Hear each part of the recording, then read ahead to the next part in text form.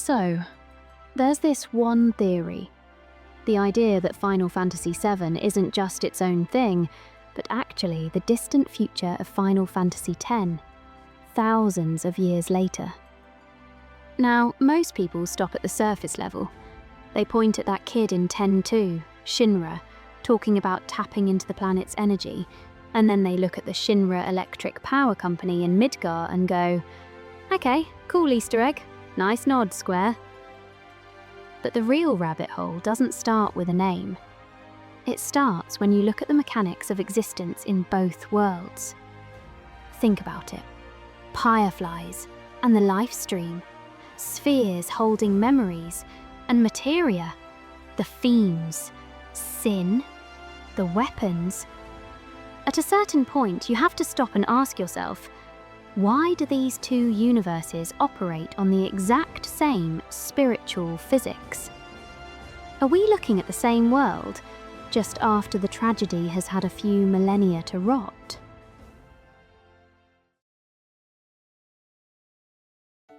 The core of both Spira and Gaia operates on a singular mechanical principle: the conservation of spiritual energy. In Final Fantasy X, the world is governed by PYREFLIES. These are high-density clusters of life force that function as the primary medium for memory, identity, and physical manifestation. When a biological entity dies, its consciousness deconstructs into these particles. If not sent to the FARPLANE, this residual energy remains in the environment, eventually coalescing into fiends based on the emotional weight left behind. The Lifestream in Final Fantasy VII follows an identical logic. It is a pressurized flow of spiritual energy circulating within the planet's mantle. Upon death, an individual's accumulated experiences and life force return to this main current to be processed and redistributed.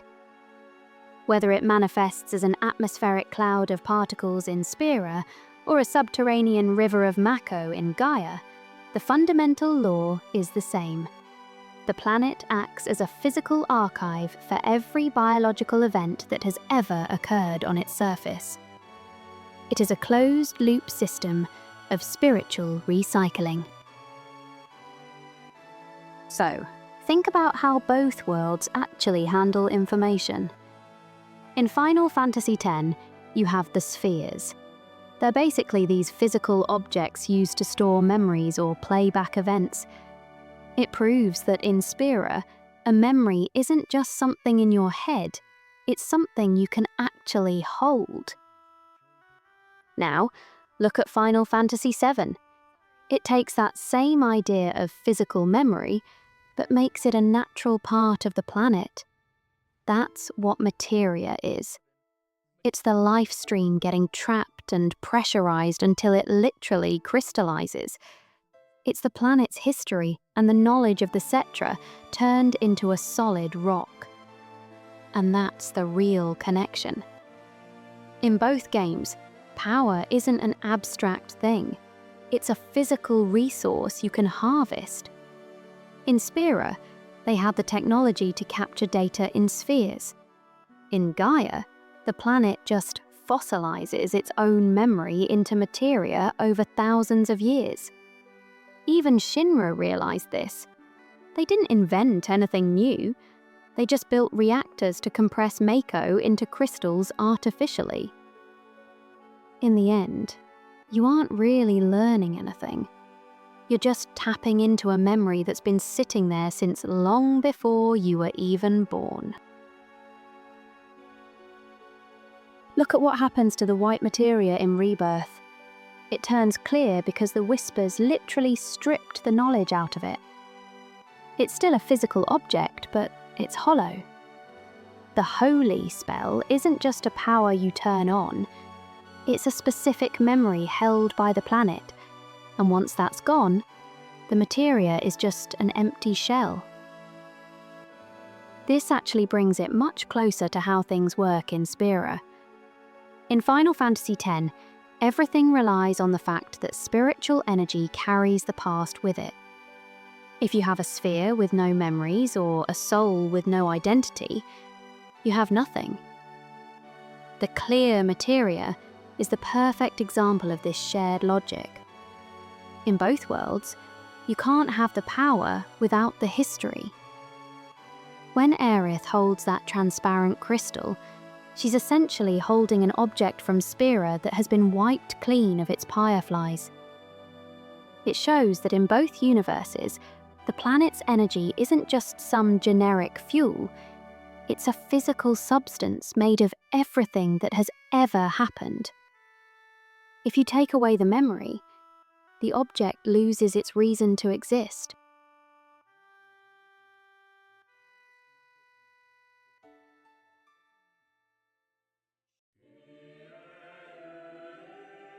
If you stop and think about it, both worlds have this specific group of people who are just built different when it comes to the planet's energy. In Final Fantasy X, you've got the summoners. Everyone treats them like priests, but they're actually doing something much more technical. When Yuna performs ascending, she's literally guiding PYREFLIES so they don't get stuck and turn into monsters. She's like a conductor for the dead. And then you have the faith, where they're pulling entire eons out of that spiritual energy. It's a direct, physical connection to the soul of the world. Now, look at the CETRA in Final Fantasy VII. They're called the people of the planet for a reason. They could hear the Lifestream and talk to it. They weren't just living on the land, they were part of it, making sure the energy kept moving exactly where it needed to go. It's hard not to see the link here. In both Spira and Gaia, you have this one lineage of people who act like the planet's nervous system. It makes you wonder, if Spira's history kept going for thousands of years, what would those summoners become? They wouldn't just vanish. Their talent for tuning the energy would probably evolve into exactly what the CETRA were doing. You're basically looking at the same job, just at different points in time. One group is guiding souls, and the other is talking to the Lifestream. It's the same bridge, just a different name. There's another comparison that sometimes comes up when people discuss this theory. In Final Fantasy X, the dead are sent to the FARPLANE, this place where the souls of Spira eventually gather. But look at Final Fantasy VII. The CETRA speak about the Promised Land, a place where the planet's spiritual energy flows freely and where life ultimately returns to the Lifestream. But both ideas revolve around the same core concept, a destination tied directly to the planet itself, where the cycle of life eventually returns. And when you start placing that next to everything else, PYREFLIES, the Lifestream, souls flowing back to the world, it makes you wonder, the Promised Land, what if it's just the evolved planetary memory of what the FARPLANE used to be?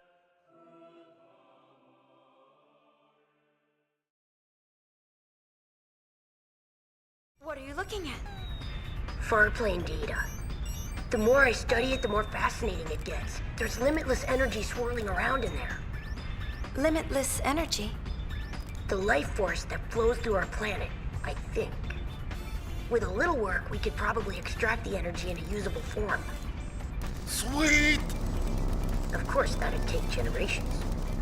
That's no fun! Well, still, it is something worth shooting for. Think how much Spira would change if we ever got it to work.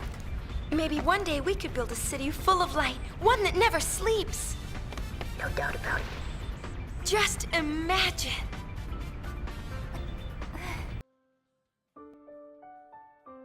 Another detail that always gets me is Dream Zanarkand. Think about that place. City of lights, massive skyscrapers, stadiums. It's basically what Spira would have looked like if it just kept going forward. But the Spira we actually play in never had that luxury, right? For 1,000 years, sin just erased anything that started moving in that direction. Dream Zanarkand was the only place that didn't have to deal with that cycle. So, in a weird way, it feels like a glimpse of something Spira never got the chance to become. And I gotta say, when you look at that dense skyline, you start asking yourself, why does this feel so close to Midgar? It's not a perfect match, but the vibe is there. It makes you wonder, did Midgar happen because someone finally picked up that blueprint and finished what sin never allowed? But then, you look at the remake. There's that old photo of the Shinra founders, and right there is a man wearing the exact same mask the kid from 10-2 wore. Now, you could call it a massive if, or just the developers having some fun. Maybe it's just the ultimate Easter egg. Whether it's a direct bloodline or just a legacy they chose to adopt, that mask turns the theory into something more than just a coincidence. It's like a piece of Spira's DNA was preserved and tucked away in a display case, waiting for someone to notice that the corporate nightmare in FF7 might just be the evolution of a dream that started thousands of years ago.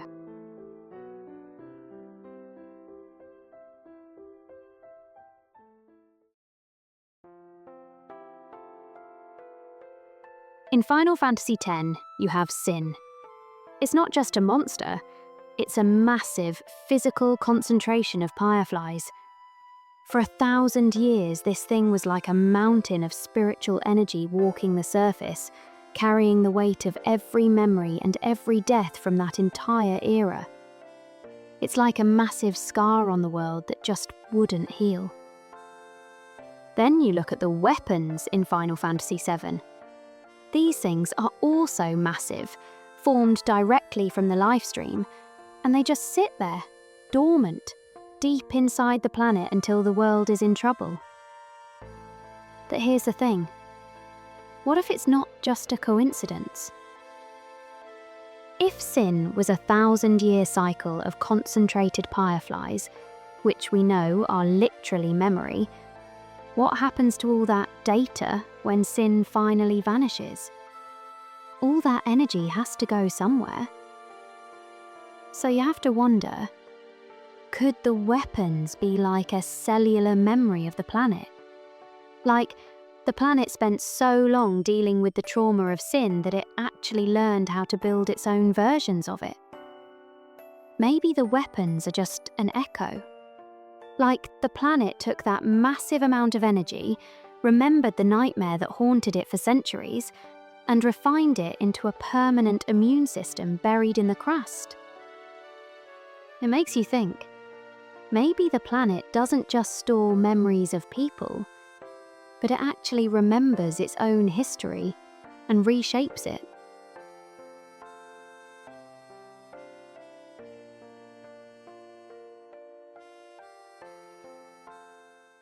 Then there are the smaller details, the ones that by themselves don't prove anything, but start to feel strange once you notice them. Take monsters, for example.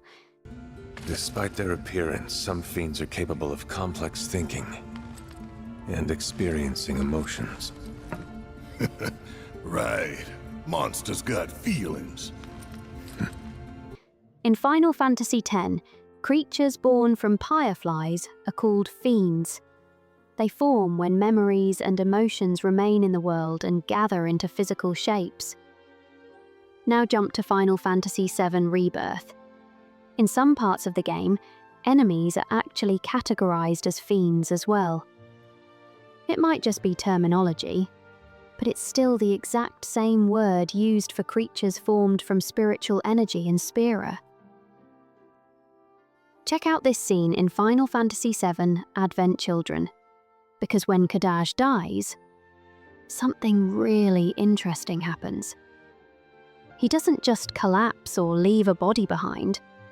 His body dissolves into light, into the Lifestream. Now think about this for a second. In Final Fantasy X, when a summoner performs ascending, the spirit of the dead dissolves into PYREFLIES.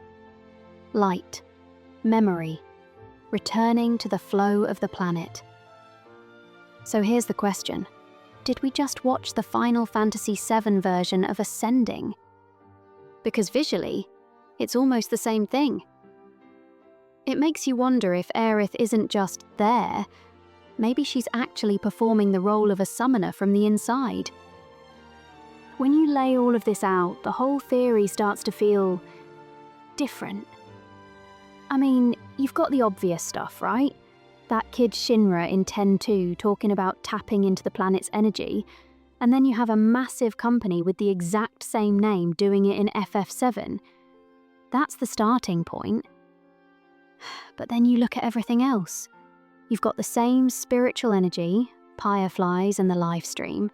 You've got the physical objects, the spheres and the MATERIA.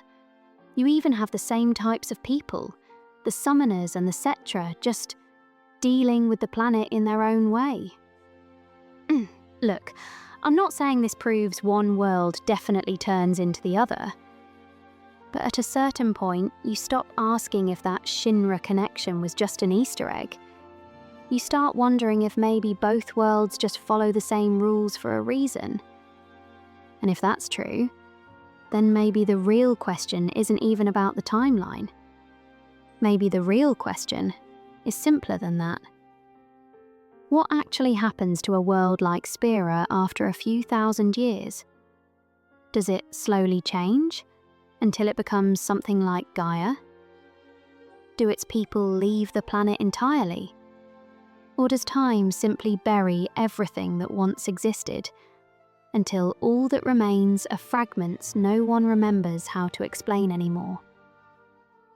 Maybe it's the same world. Maybe it isn't.